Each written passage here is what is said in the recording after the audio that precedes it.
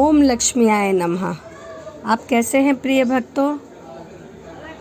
आज मैं आपको अगहन मास में लक्ष्मी माँ की सुनने वाली, जो कि बृहस्पतिवार के दिन सुनी जाती है, उस कथा का वर्णन आपके पास करूँगी, जिसके सुनने मात्र से ही मोक्ष की प्राप्ति होती है। चलिए शुरू करते हैं।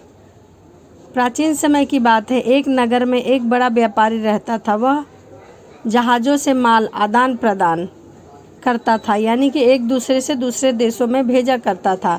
वह जिस प्रकार अधिक धन कमाता, उसी प्रकार जी खोलकर दान और पुण्य किया करता था। परंतु उसकी जो पत्नी थी वह बहुत ही कंजूस थी। वह किसी को एक दमड़ी तक नहीं देती थी।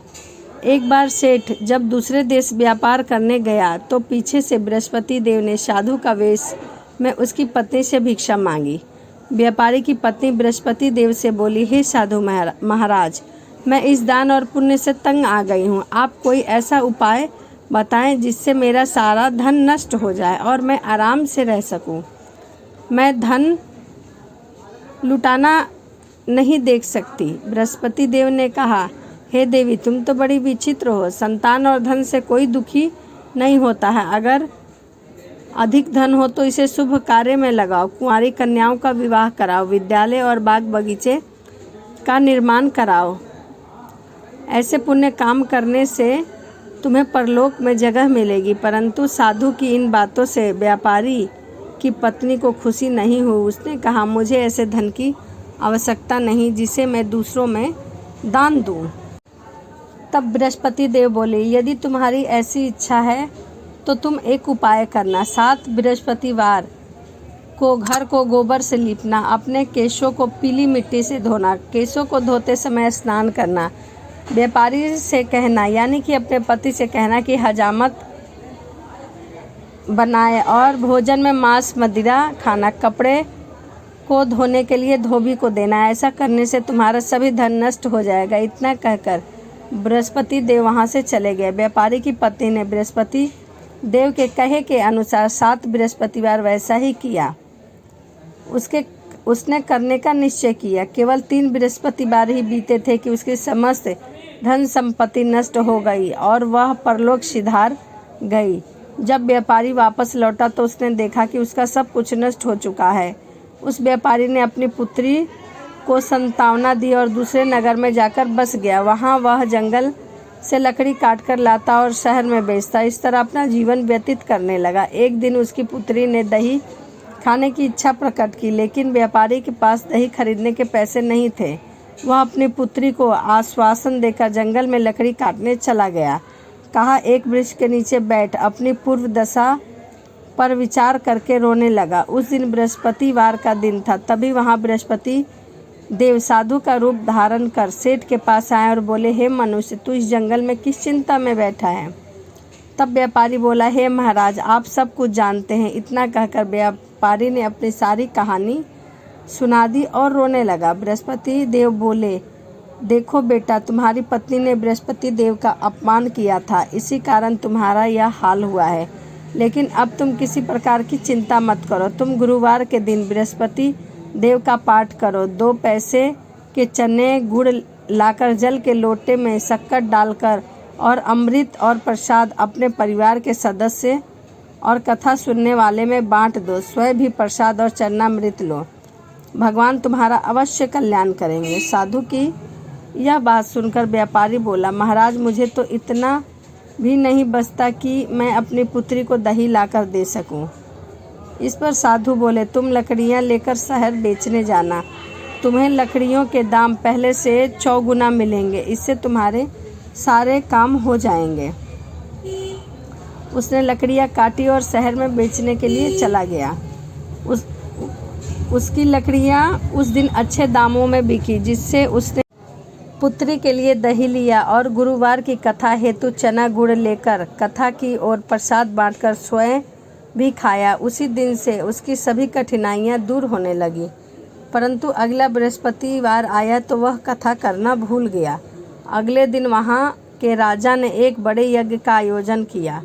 पूरे नगर में लोगों के लिए भोज का आयोजन किया। राजा की आज्ञा के अनुसार पूरा नगर राजा के महल भोजन करने गया, लेकिन व्यापारी और उसकी पत्नी तनिक विलंब से पहुँचे।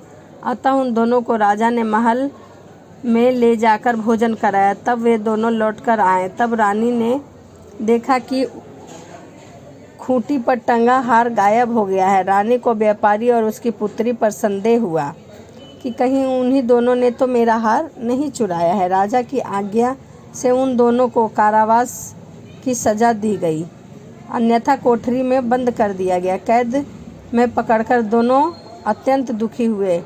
वहां उन्होंने बृहस्पति देवता का स्मरण किया। बृहस्पति देव प्रकट होकर व्यापारी को उसकी भूल का अभ्यास कराया और उन्हें सलाह दी कि गुरुवार के दिन कैद खाने के दरवाजे पर तुम्हें 2 पैसे मिलेंगे। उनमें से तुम चने और मुनक्का मंगवाकर विधि पूर्वक बृहस्पति देवता का पूजन करना, तुम्हारे सभी दुख दूर होंगे। बृहस्पतिवार को कैद खाने के द्वार पर उन्हें 2 पैसे मिले। बाहर सड़क पर एक स्त्री जा रही थी। व्यापारी ने उसे बुलाया और गुड़ और चने तथा मुनक्का मंगवाई। इस पर वह स्त्री बोली, मैं आपकी बहू के लिए गहने लेने जा रही हूँ, मेरे पास समय नहीं है। इतना कहकर वह चली गई।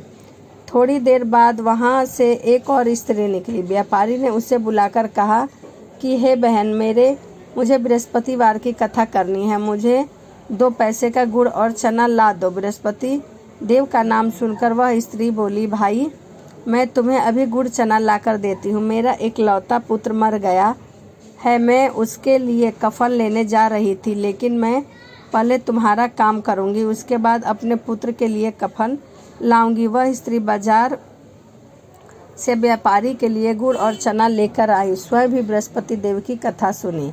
कथा के समाप्त होने पर वह स्त्री कफन लेने अपने घर गई।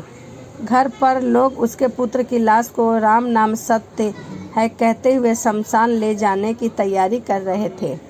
स्त्री बोली, मुझे अपने लड़के का मुख देख लेने दो। अपने पुत्र का मुख देखकर वह स्त्री के उसने मुख में प्रसाद और चरणामृत डाल दिया। प्रसाद और चरणामृत के प्रभाव से वह पुनः जीवित हो गया। पहली स्त्री जिसने बृहस्पति देव का निरादर किया था और चना और गुड़ लाकर व्यापारी को नहीं दिया था, वह जब अपने पुत्र के विवाह हेतु पुत्र वधू के लिए गहने लेकर लौटी, वैसे ही उसका पुत्र घोड़ी पर बैठकर निकला। वैसे ही घोड़ी ने ऐसी लात मारी कि वह घोड़ी से गिरकर मर गया। यह देखकर स्त्री रो रो कर बृहस्पति देव से क्षमा याचना करने लगी। उस स्त्री की याचना से बृहस्पति देव साधु वेश में वहां पहुंचकर कहने लगे, हे देवी, तुम्हें अधिक विलाप करने की आवश्यकता नहीं है। यह बृहस्पति देव का अनादर का कारण हुआ है। तुम वापस जाओ, मेरे भक्त से क्षमा मांगकर कथा सुनो, तभी तुम्हारी मनोकामना पूर्ण होगी। जेल में जाकर वह स्त्री ने व्यापारी से क्षमा मांगी और उसके साथ बैठकर कथा सुनी। कथा के उपरांत वह प्रसाद और चरणामृत लेकर अपने घर वापस लौटी। घर आकर उसने चरणामृत अपने मृत पुत्र के मुख में डाला। चरणामृत के प्रभाव से उसका पुत्र भी जीवित हो उठा। उसी रात बृहस्पति देव राजा के सपने में आए और बोले, हे राजन, तूने जिस व्यक्ति को कैद कर रखा है वह बिल्कुल निर्दोष है। तुम्हारी रानी का हार उसी खूंटी पर टंगा हुआ है। दिन निकला तो राजा ने रानी से हार ढूंढवाया तो हार उसी खूंटी पर लटका हुआ मिला। राजा ने उस व्यापारी और उसकी पुत्री को रिहा कर दिया और उन्हें आधा राज्य देकर उसकी पुत्री का विवाह उच्च कुल में करवाया और काफ़ी सारे हीरे जवाहरात भी दिए। तो ये बृहस्पति भगवान और माँ लक्ष्मी की कथा थी, जो अगहन मास में सुनने से पुण्य फल की प्राप्ति मिलती है। तो चलिए मिलते हैं अगली वीडियो में। जय माँ लक्ष्मी।